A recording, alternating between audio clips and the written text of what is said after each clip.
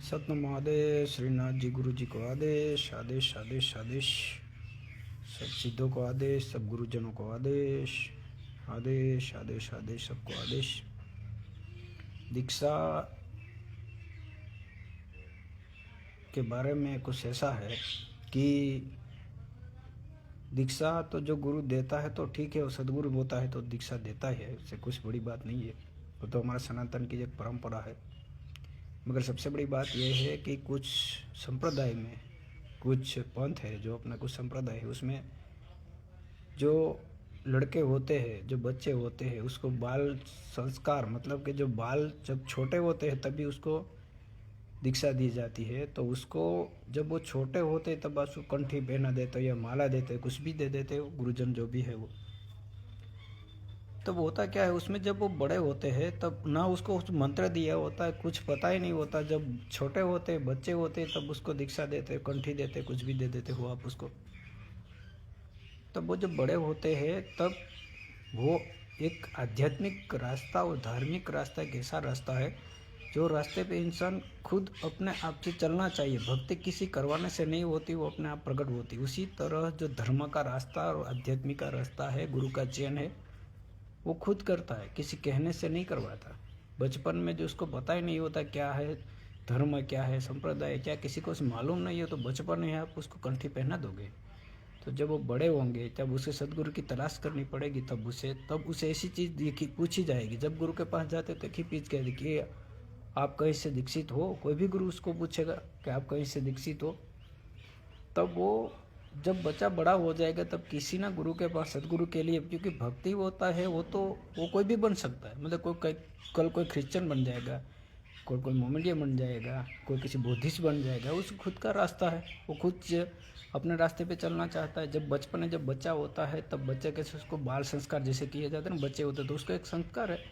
तो संस्कार में आप बचपन से ही उसको कंठी दे दोगे या माला दे दोगे, बचपन से ही उसको किसी प्रकार का डेरा डाल दोगे, जो भी संप्रदाय में बहुत से चल रहा है, बच्चे छोटे होते तभी उसको दीक्षा दी जाती है, संस्कार कर दिए जाते हैं बचपन से ही। जब वो बचपन से ही आप उसको संस्कार कर दोगे तब वो बड़ा होगा, तब उसको बहुत सारी सामना करना पड़ेगा समाज का और सोसाइटी का और अपना निजी कुछ समस्या का।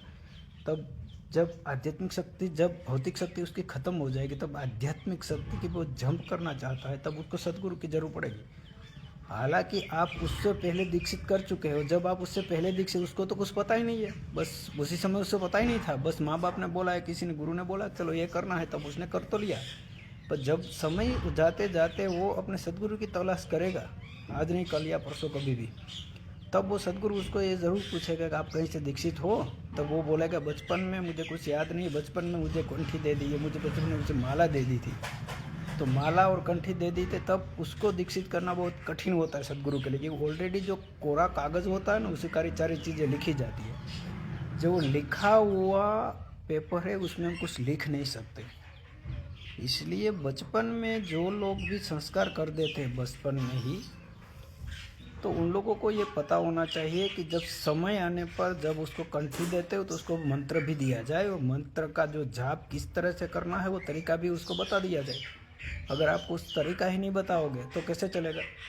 तो एक जनरल मंत्र होता है, जैसे श्री कृष्ण में होता है तो श्री कृष्ण शरणम मम बोला जाता है, कृष्ण का मंत्र होता है। रामचंद्र जी महाराज के पंथ में तो रामायण मना जाता है, जो मंत्र बोला जाता है। जय नाथ जी महाराज में आदेश बोला जाता है, ओम शिव गोरख बोला जाता है। जो मेन मंत्र, मूल मंत्र है, वो मंत्र हर किसी को नहीं दिया जाता। मंत्र वही होता है जो मंत्र गुरु अपने मुख से कान में शिष्य को फूके, वो मंत्र मूल मंत्र है। अब वो मंत्र आप कंठी देने से कोई गुरु ऐसा नहीं बन जाता। कंठी दो तो उसके साथ उसको मंत्र भी देना चाहिए, और मंत्र के साथ साथ उसको अनुष्ठान किस तरह करना है वो भी विधान बताना चाहिए, ताकि आगे जाके वो चीज़ उसके लिए फायदा कारक हो। अभी बचपन में बच्चा पता ही नहीं, खुद का नाम ठीक से नहीं बोल रहा है, उसको या कंठी दे दोगे, माला दे दोगे, फिर आगे जाके वो अपने सदगुरु, ये तो वंश के जो गुरु है वो देंगे, मगर उसका जो सतगुरु है उसको ढूंढने की ज़रूरत पड़ी। सदगुरु उसको पूछेगा कि आप कहीं से दीक्षित हो, तब उसी का नाम देगा, गुरु से यहाँ से मैं दीक्षित हूँ।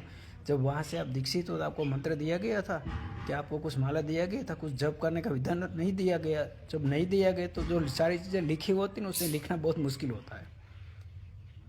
या तो गुरु आप मंत्र देते हो, कंठी देते हो या कुछ भी देते हो, या कुछ भी रुद्राक्षी माला कुछ भी आप देते हो बचपन में बच्चे छोटा, तो आप क्या उतने समर्थ हो कि जब उसको समस्या हो जीवन में तो वो आप समस्या का निवारण कर सके, उतना आप समर्थवान हो तो ही आप उसको माला दो, कंठी दो।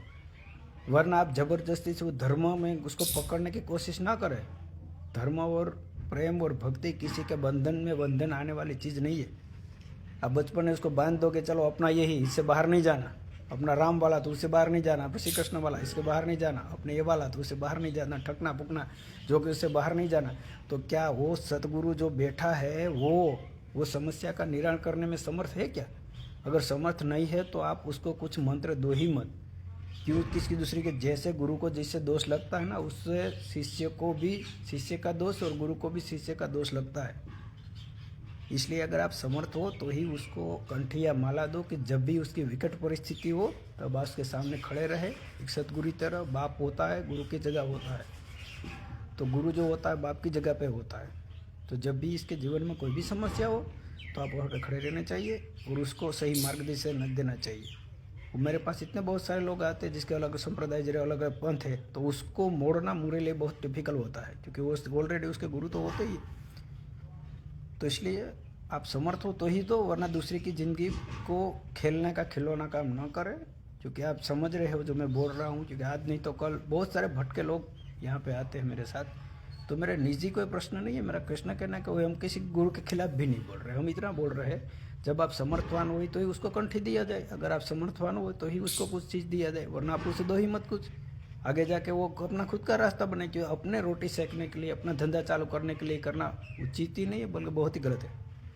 इसलिए आप समर्थ हो तो ही उसको कंठी या माला, अगर कंठी या माला हो तो उसके साथ मंत्र दो, वो मंत्र के साथ विधान भी दे दीजिए उसको, ये मंत्र का तू जाप कर बेटा, आगे जाके तेरा कल्याण होगा। कोई बैठा तो मैं हूँ, जाके राखो साइया बाल ना बाका कर सके कोई जगबेरी भी हो।